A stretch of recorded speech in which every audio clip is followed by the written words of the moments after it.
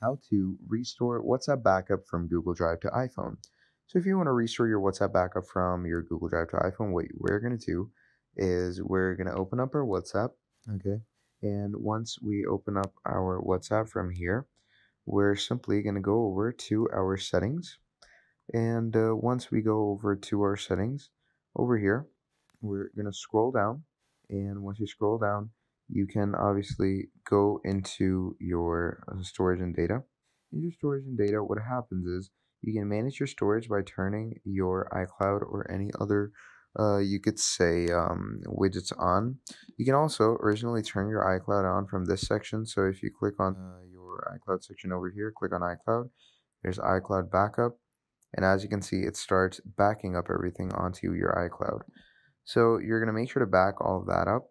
And to keep you could say, backup of your chats, you're going to click on chat backup over here.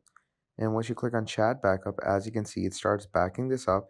If you want to back it up onto your Google Drive, okay, what you're going to do is you're going to back up everything on your iCloud. From your iCloud, you're going to convert it to your Google Drive file, and you're going to be doing all of that on your laptop, okay?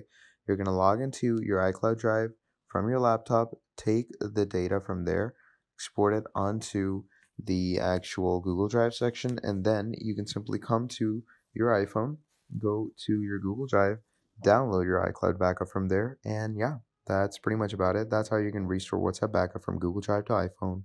Thank you for watching, and I'll see all of you next time. Goodbye.